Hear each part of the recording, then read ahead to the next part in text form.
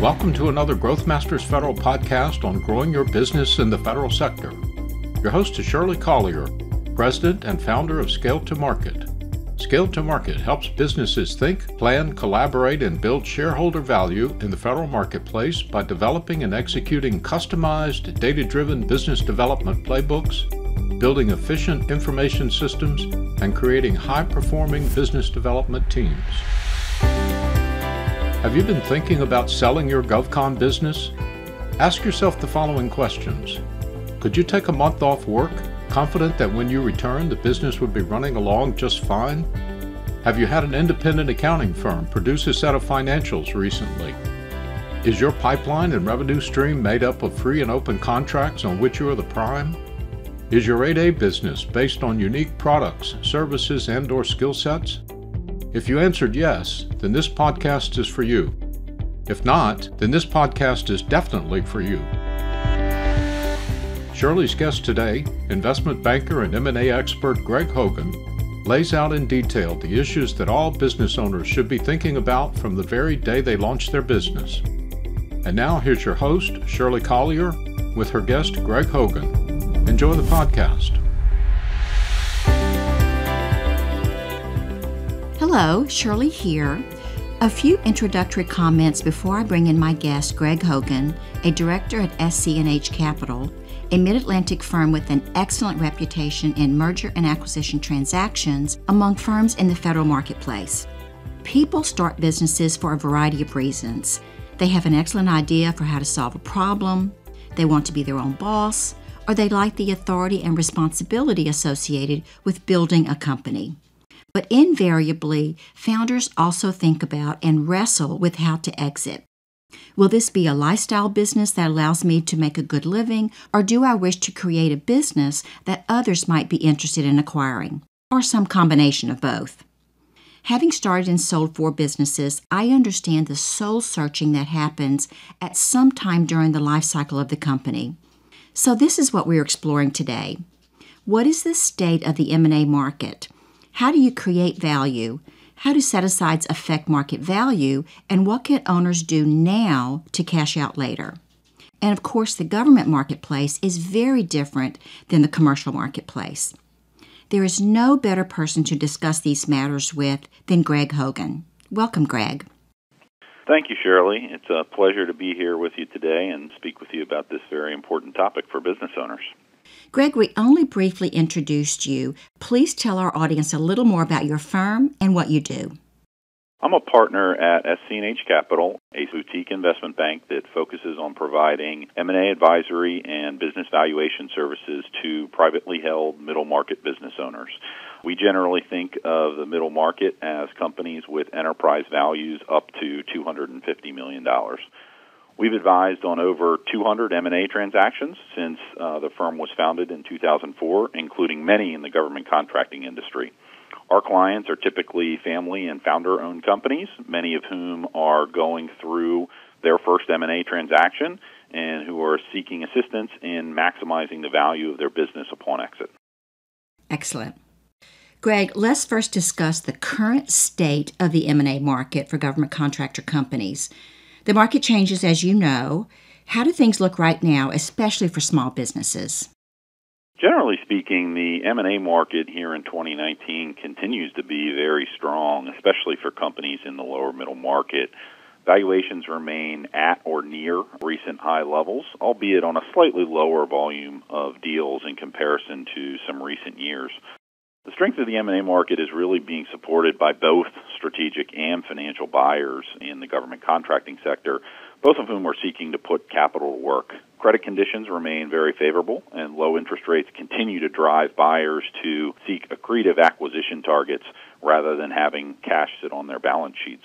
Within the government space, DoD contractors in particular are benefiting from increased levels of funding that are really driving their earnings and valuations higher.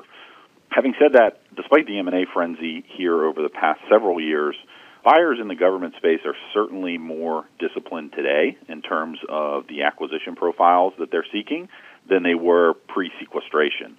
Today, buyers are really focusing in on core value drivers for the acquisition targets that they're evaluating. These include things such as their contract profiles and their capabilities that they're bringing to bear for their customers. Growth for the sake of growth is really no longer sufficient to entice buyers to make acquisitions, as it may have been pre-sequestration. Buyers are really focused on identifying and finding acquisition targets that are truly value-add to their customers. Finally, grade A companies are really trading at a premium in the market today. Given the high level of M&A activity that has been going on for the past several years, there simply aren't very many high-quality small companies left. Many of these businesses, in particular those with enterprise values under $50 million, have been acquired in recent years. And there's simply not a lot of really good, differentiated small companies left for mid-sized contractors and large integrators to acquire. Therefore, we've really seen in the market in the recent year that when such companies do come to market today, they are certainly benefiting from a scarcity premium. So, Greg, explain a little bit more about what you mean when you say grade A companies. All buyers evaluate acquisition opportunities on their own sliding scales based upon their strategic objectives and the specific attributes of various acquisition targets. And so, as a result, the answer to that may not be the same for all buyers, but generally speaking, we think of grade A companies as firms that, one, have scale to actually move the needle from a size perspective for a buyer, two, have a real differentiation in the federal marketplace that creates a sustainable competitive advantage for them versus other contractors, and three, have a clear and supportable forecast of future growth and the infrastructure that goes along to support that growth. Because of these unique attributes and the high level of M&A activity in recent years, many of the companies that fit this profile have already been acquired. The law of supply and demand is alive and well in the federal contracting M&A market, and as a result, buyers today are having to pay premium prices for assets that come to market today that exhibit these traits. Greg, let's explore some of those attributes that you just mentioned. The first is scale. I'm assuming you mean that the company being acquired adds to the size and capabilities of the buyer and has a multiplier effect. Yes. In our experience, buyers generally have a higher level of interest in acquisitions that are truly transformative to their existing business in terms of either, one, the level of earnings, or two, the capabilities and customer set that they have post-transaction. For example, a strategic buyer with $25 million in EBITDA is not likely to be very interested in a business with $1 million of EBITDA, as the combined entity at $26 million in EBITDA isn't substantially different than what they had pre-transaction. However, if that same buyer can find an acquisition target with $10 million in EBITDA, that really materially changes the profile of the combined entity versus what the buyer was pre-transaction. And oftentimes, those two transactions take the same level of effort and time from the buyer's perspective.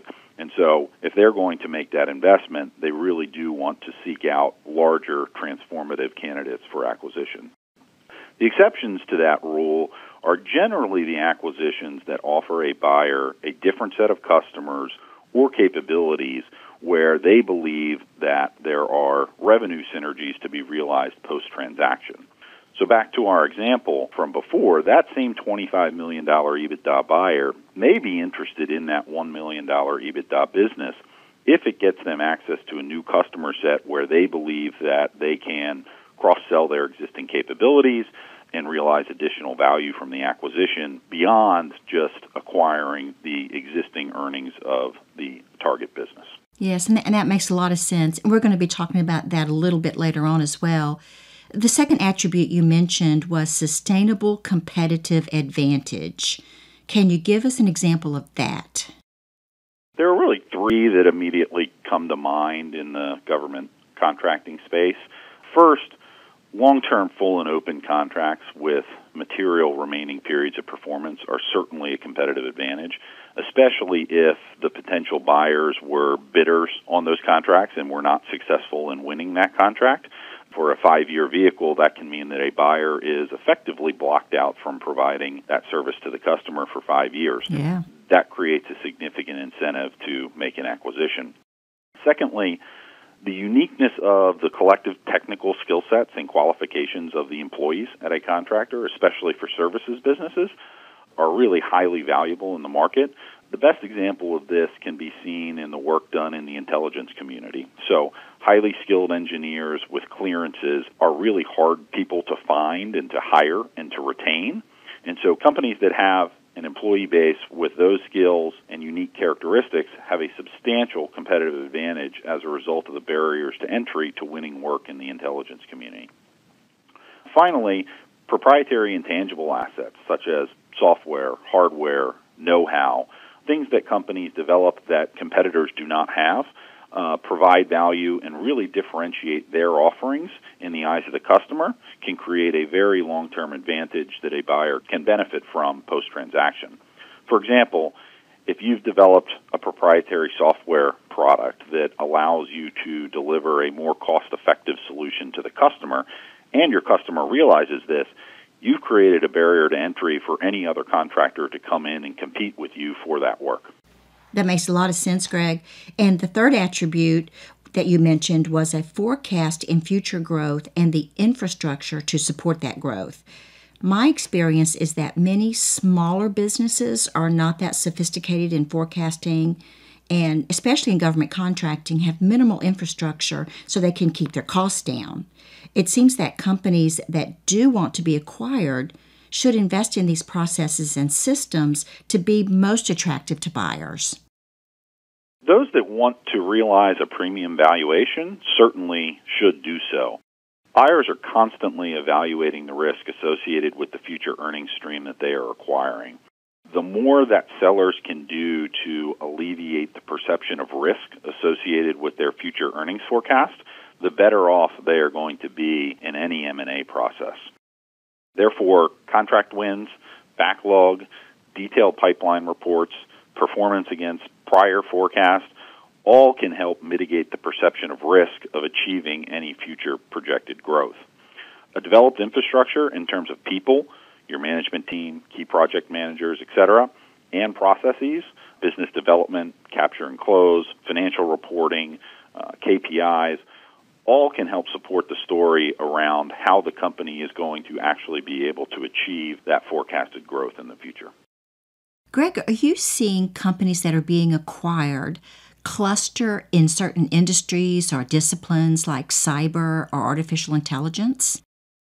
Certainly in today's market under the Trump administration, we have seen the DoD side of the government space enjoy higher levels of funding than maybe some of the civilian agencies. So certainly there are areas of the government market and specific customers or capabilities that are currently being valued more highly by buyers. These include cybersecurity, artificial intelligence, robotics, the intelligence community, healthcare, data analytics, cloud computing, all those sorts of areas where buyers feel very comfortable that future funding streams are going to be there. Having said that, there are grade A companies across all sectors of the federal marketplace, and ultimately M&A interest and the valuations offered by potential buyers will certainly be impacted by the type of customer within the government and the perception of the value-add nature of the services offered by the target company. Shirley, I know that you have tech companies as clients and you focus on business development with them. What are your observations of what these firms are experiencing in the marketplace?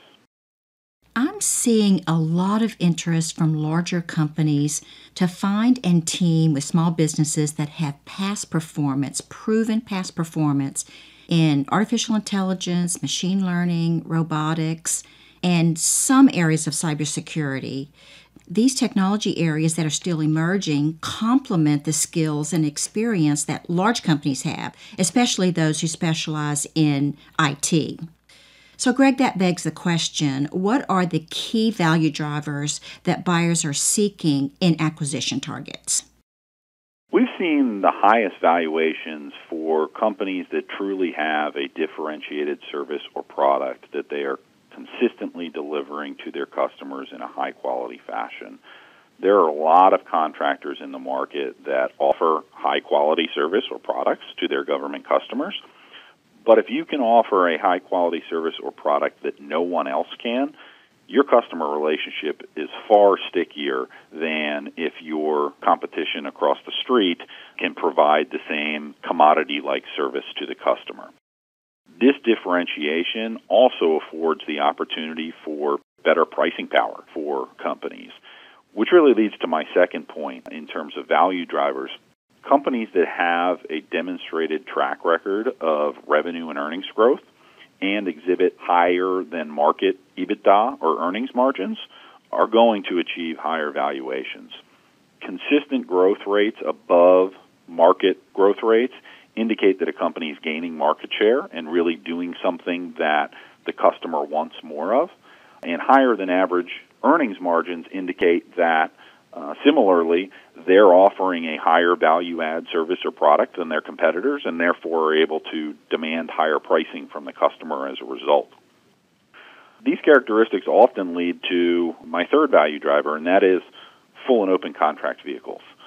So a diversified portfolio of full and open prime contracts really provides buyers with a great level of clarity on the future growth opportunities for an acquisition target. Again, what buyers are really assessing when they're looking at potential acquisitions is risk-adjusted stream of the future earnings that they're acquiring. And so the better visibility they have to the future performance of the business, the more they're going to be willing to pay. As a result, there are substantial valuation differences between a company with a portfolio of full and open prime contracts versus a portfolio of subcontracts versus a portfolio of set-aside prime contracts. Full and open prime vehicles signal a closer relationship with the customer, control of open billets on that contract, and the ability of the company to win work in an open, competitively bid process. All of these significantly contribute to value in the eyes of a buyer.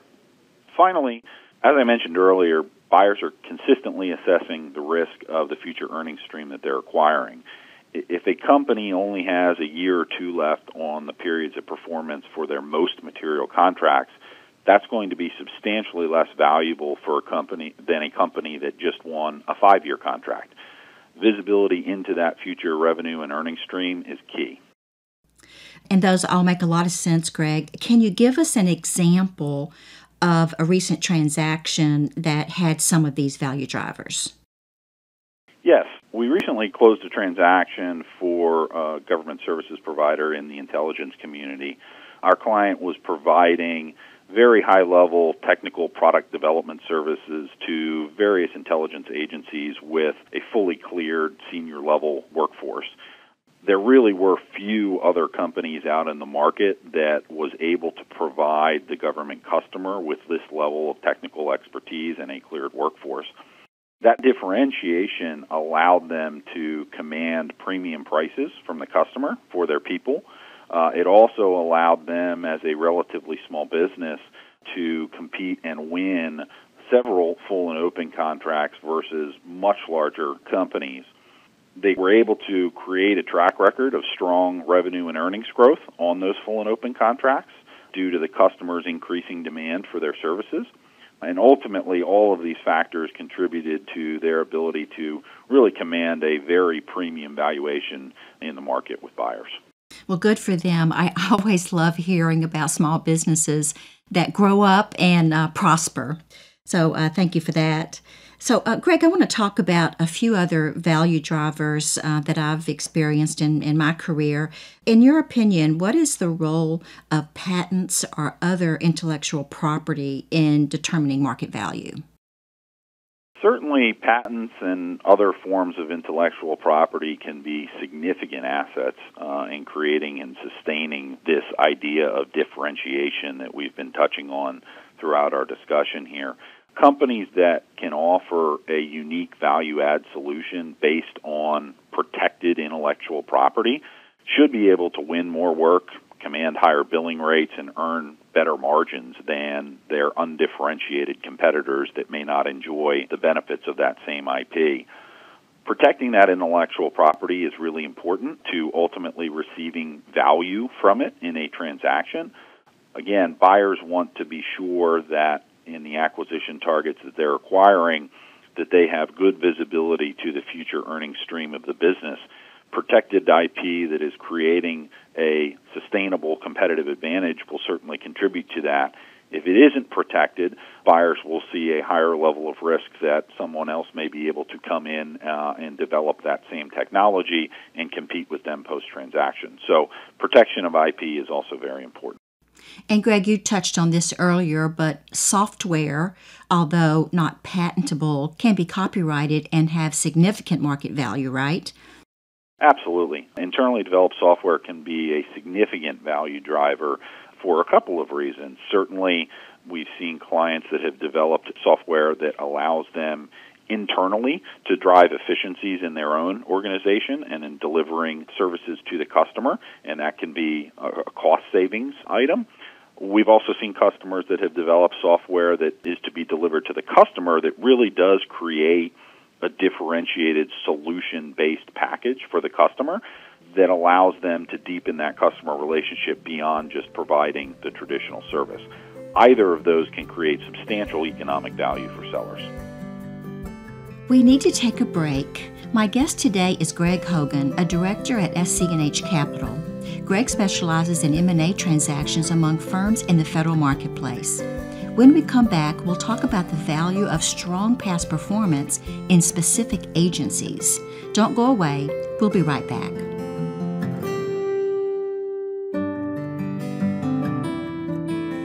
Today's discussion is brought to you by Scale to Market, and your host is Shirley Collier. Utilizing the proprietary Davy Business Development Growth Framework, Scale to Market partners with business owners and executives to help them increase their company's value by achieving profitable and sustainable growth in the federal marketplace. Email Shirley at scollier@scaletomarket.com to obtain your copy of the Davy Growth Framework. Growthmasters Federal is a nationwide community of growth-oriented government contractors, their owners and executive teams, and the professionals who support them. The mission is to share experiences and discuss timely topics on planning and executing the most effective BD management practices in the complex, highly regulated but opportunity-rich federal marketplace. And now back to our podcast on taking your GovCon business into the thriving M&A marketplace, featuring Greg Hogan, a partner in SC&H Capital, an investment bank focused on helping owners plan their exit strategies and maximize the market value of their business. Welcome back. Greg, we've been talking about what drives value in the federal contracting market. What about small businesses that have long-term relationships and strong past performance in agencies that others are having trouble penetrating? Would buyers place a value on that? Definitely. There are just certain agencies within the government that are notoriously difficult for contractors who don't have experience in working for that agency to gain access to. We've seen this story time and time again with various agencies in the intelligence community and with CMS. Buyers have often spent significant time, effort, and money in an attempt to break into an agency by hiring business development professionals, partnering with other contractors, bidding on contracts, and ultimately haven't been able to find success in any of those more traditional organic growth strategies. Ultimately, many of those buyers then turn to M&A as a way to gain access to that agency, gain knowledge about that agency, gain a workforce that has substantial experience in working for a customer. All of these things allow them to really fast-track and gain access to something that they just haven't been able to crack organically. And, I've seen this in various areas of the Department of Defense and State Department as well. There are close-knit communities that have favored vendors, and it's only human nature. Everyone thinks that what they do is complicated and that only people who have done work in their agencies can possibly understand them and their mission. Let's now talk about the market value of certain types of contracts. How does set-aside revenue impact the market value of a company? The biggest impact is that it usually significantly limits the pool of interested buyers. The reality is that many of the larger companies that are the traditional acquirers in the federal contracting marketplace and that can really afford to make acquisitions oftentimes can't perform on set-aside contracts, small business contracts, 8A contracts, etc., or wouldn't be eligible to bid on the recompete of that contract when the period of performance was over. On the other hand, the smaller companies in the market, those that may be able to perform on those contracts and be eligible for the recompete post-transaction, those companies usually can't afford to do the acquisition. And so it really leaves sellers in a more difficult position in terms of developing a viable buyer pool for the business. As a result of this more limited buyer pool and the higher risk profile of retaining that work post-transaction, there may not be any viable buyers for certain set-aside deals. Those set-aside deals that do occur certainly occur most normally at a discount to what we would consider to be market valuations, and also usually have significantly more structure to the deal than a traditional government services deal may have. And by structure, I mean earnouts are very common in these transactions, and these earnouts are usually associated with retaining certain set-aside contracts post-transaction or the seller's ability to transition that work to a full and open vehicle. Both of those are tools that are used by buyers to really protect themselves in these types of acquisitions. As a result of these restrictions on set-aside work, in many cases, subcontract work is actually more valuable than prime set-aside contracts because it's really far easier to transfer that work to a potential buyer. The contracts are usually much less restrictive with respect to the ability to transfer that work in a change in control transaction. And so the real takeaway, I think, for small business owners is that they really need to develop and have a viable transition strategy away from set-aside contracts in order to create market value in the long run. That's very interesting, Greg. Can you give us some of the traits of a company with set-aside contracts that was successful in being acquired? A few thoughts come to mind. I think the small businesses that end up being successful from an M&A perspective are those that really view set-aside work as a stepping stone in their overall growth and life cycle as a company. Small business contracts can be hugely valuable to owners in not only creating earnings and cash flow that can be distributed or reinvested into the business, but also by providing past performance qualifications that can be leveraged in future proposals to win work going forward. I think companies really need to be careful about falling into the trap of relying on set-aside contracts as they continue to grow, and especially as they begin to think about how to position the company for exit. Those that are successful in positioning for exit are those that really demonstrate an ability to leverage their past performance from set-aside vehicles to win full and open work, and as a result begin to see a transition in the company's revenue base from being predominantly set-aside driven to predominantly full and open. Successful companies also take the time to develop a clear transition plan for the remaining set-aside work, either by identifying new full and open vehicles under which they might be able to deliver those same services to the customer, or by finding new set-aside partners that would allow them to flip over and maintain a subcontractor position for a portion of the work when their contracts expire. I want to elaborate on that just a bit, Greg, because you are right.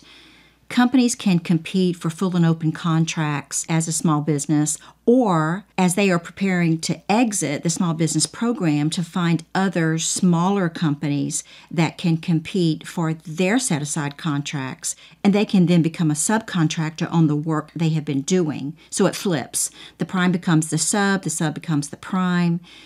And another alternative is to form a joint venture with a smaller company with complementary skills.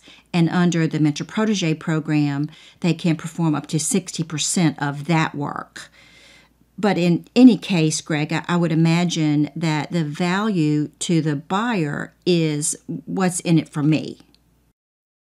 That is absolutely correct. Whatever the arrangement is, the buyer is going to view it through the lens of what happens to this arrangement after I buy the company.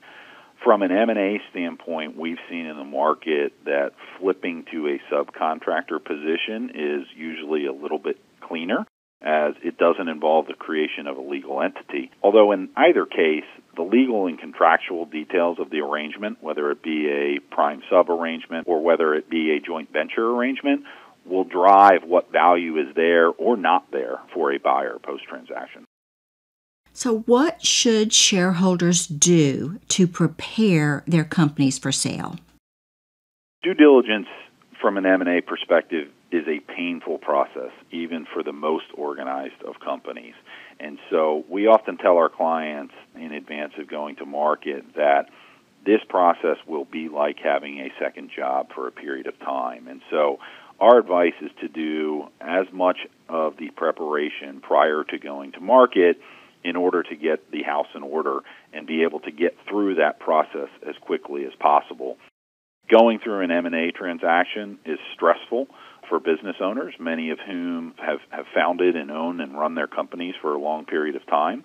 And going through that due diligence process is going to add to levels of stress. And so whatever you can do in advance of actually being in market and talking to buyers to get ready is going to behoove you during that process. We focus on a couple of different major areas. First is really making sure that your financial house is in order. This could mean getting externally prepared financial statements for the first time, cleaning up the balance sheet, so looking at accounts receivable, collection issues, making sure your debt instruments are in order, cleaning up any shareholder receivable issues, things that a buyer will require you to do as a result of the process. The more of that you can do in advance of going to market, the better off you're going to be. The second would be to really develop certain financial reporting tools, if you haven't already done so, that track contract waterfalls and backlog and pipeline and a truly developed and supported income statement projection. All of these things are going to be a part of the due diligence process that any buyer does. And so the more that you can make these financial reporting tools a routine part of running your business pre-transaction, the better off you're going to be. Similarly, there are things on the legal side that you need to make sure are in order. So, key employment agreements with key management teams, making sure you have all of your contracts executed in a fashion that's easy to provide to buyers. Oftentimes in government contracting companies, we see a lot of shareholder agreements that may not be fully documented. So making sure that any promises that you've made to management team members or key employees is documented. Cleaning up any ongoing litigation or contract disputes.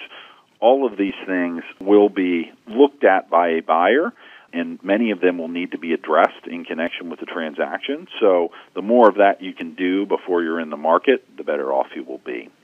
Longer term, in advance of transactions, one of the things that we try and drill into our clients is that the more that they can make themselves redundant and unnecessary, the better off that they're going to be when it comes time for the transaction, both in terms of the valuation and their personal options post-transaction.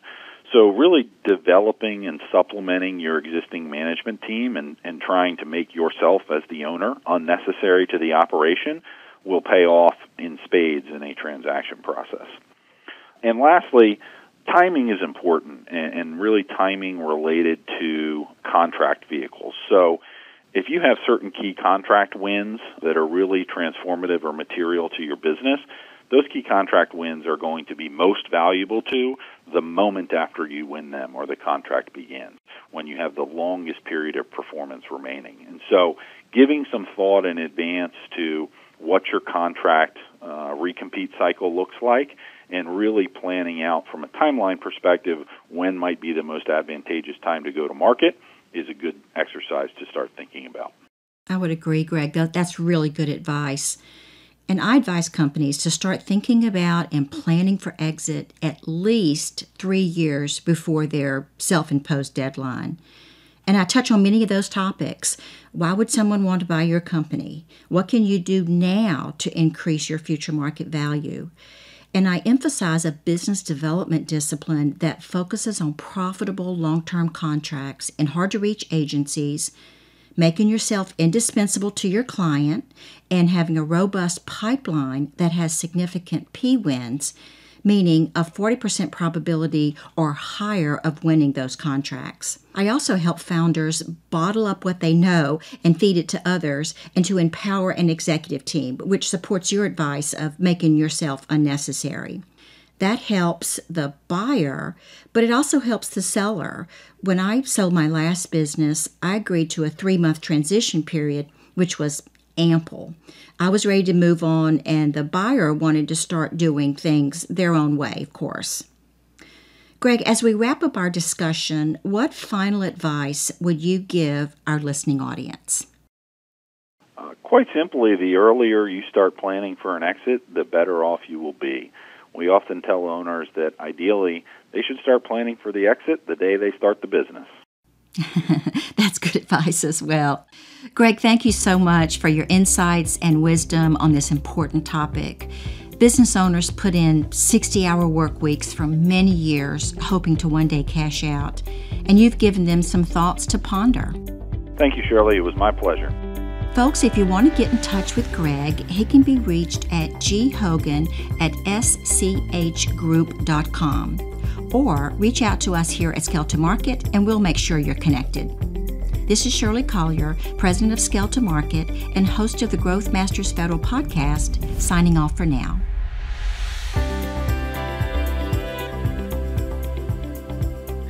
Thank you for joining us today. For more information on how to instill enduring BD management principles into your business, visit our website at scaletomarket.com. That's scale2market.com, and subscribe to the Growth Masters Federal channel wherever you get your podcasts. Check out our webinar series on the Scale to Market website, and join us again soon for another informative Growth Masters Federal presentation.